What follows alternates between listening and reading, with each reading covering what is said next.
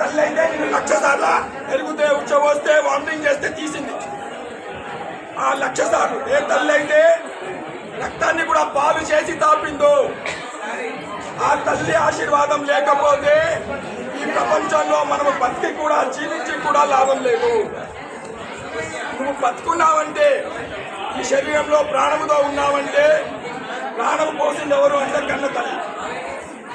అందుకోసమని తల్లి మాతృదేవో భవ పితృదేవో భవ, తల్లిదండ్రుల ఆశీర్వాదం లేకపోతే గురువులు కానీ ఉండకూడదు. ఈరోజు నేను నా తల్లిదండ్రిని స్మరించుకోలేదు, తల్లిదండ్రిని యాద్ చేసుకోకుండా మీ జీవితంలో ఒక్క రోజు కూడా గడపద్దు. మీకు అధికారం లేదు, హక్కు లేదు. బతికే అధికారం ఎవరిచ్చారంటే అమ్మా నాన్న. మీరు బతుకుతున్నారంటే అమ్మా నాన్నను స్మరించుకుంటేనే మీరు బతికే అధికారం ఉన్నది.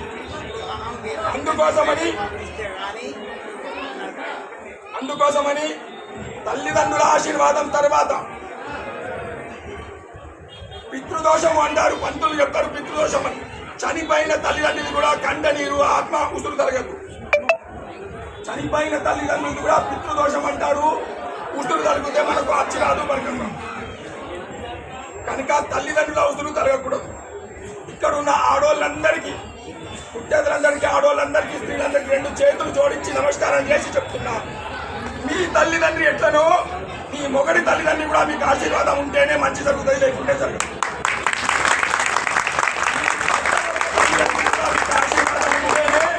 మీకు మంచి జరుగుతుంది, లేకుంటే జరగదు.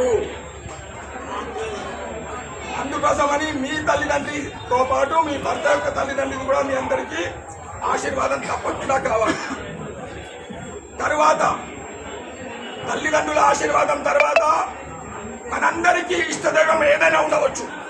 నీకు ఇష్టం ఉన్న స్వామిని, సంతోషమాత, అయ్యప్ప స్వామి, సాయిబాబా, ఇష్టం ఉన్న టీవీలో చూపించే రోజు ఒక దేవుడిని పూజ చేసుకోండి. మీరు ఇష్టం ఉన్నట్టు పూజ చేసుకోండి. ఇష్టదైవం మీకు స్వతంత్రం. కానీ మీ అందరికి ఒక ఇంటి పేరు ఉన్నది. ఇంటి పేరు లేకుండా ఎవ్వరం లేదు. ఏ కులంలో పుట్టినా, ఎక్కడ పుట్టినా ఇంటి పేరు ఉంది. ఆ ఇంటి పేరుకి ఒక దేవుడు ఉన్నాడు. ఆ దేవుడి ఆశీర్వాదం ఉంటేనే, ఆ ఇంటి దేవుడి ఆశీర్వాదం ఉంటేనే ఆ ఇంటి పేరు వాళ్ళందరూ కలిసిమెలిసి ఉంటారు. కొట్లాటలు లేకుండా, అన్నదమ్ములు కొట్లాటలు లేకుండా కలిసిమెలిసి ఉండాలంటే, పుత్ర సంతానం కావాలంటే, వంశవృక్షం పెరగాలంటే, మీ ఇంట్లో వంశవృక్షం పెరగాలంటే, పుత్ర సంతానం కావాలంటే కులదేవత ఆశీర్వాదం తప్పకుండా అవసరము.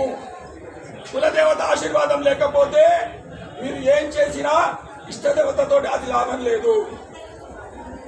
కనుక ఇప్పుడు మీ అందరికీ, ఇక్కడ ఉన్న వాళ్ళందరికీ 2 ఆశీర్వాదాలు వచ్చాయి. ఒకటి తల్లిదండ్రుల ఆశీర్వాదం, రెండవది కులదేవత ఆశీర్వాదం. మీ తల్లిదండ్రితో పాటు మీ మొగటి తల్లిదండ్రులు కూడా మీతో పాటు ఆశీర్వాదం వచ్చింది. తర్వాత ఇక్కడ ఉన్న వాళ్ళందరికీ కూడా, ఈవెన్ నాకు కూడా శత్రువు మిత్రువు ఒకడే, మనందరి దోస్తు ఒక్కడే, మనందరి దుష్మన్ కూడా ఒక్కడే. మనందరికి దోస్తు ఒక్కడే ఉన్నాడు, మనందరి దుష్మన్ కూడా ఒకడే ఉన్నాడు. అదెవరంటే నీ మనసు నీకే దోస్త్, నీ మనసు నీకే దుష్మన్. నీ మనసులో మంచి విచారం చేస్తే దోస్త్, నీ మనసులో చెడ్డ విచారం చేస్తే దుష్మన్. అందుకోసమని ఎవ్వరు కూడా నేను కూడా ఎవరికి బుద్ధికి వచ్చినట్టు వాళ్ళు చేయొద్దు. ఎవ్వరి మనసుకు వచ్చినట్టు వాళ్ళు ఏమీ చేయకూడదు. మీ మనసుకు వచ్చినట్టు మీరు చేయకూడదు. మీ విచారంలో ఏదొస్తే అది చేయకూడదు. మన బుద్ధికి వచ్చినట్టు మనం చేయకూడదు.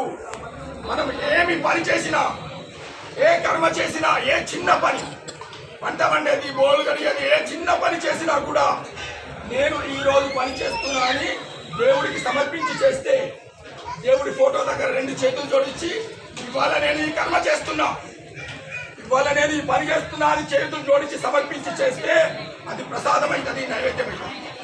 లేకపోతే అది నైవేద్యం కాదు, ప్రసాదం కాదు, అమృతం కాదు.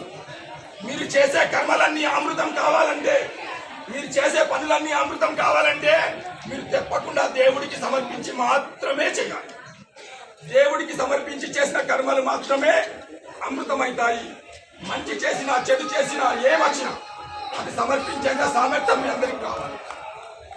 అదేవిధంగా ఇప్పుడు చెప్పిన 3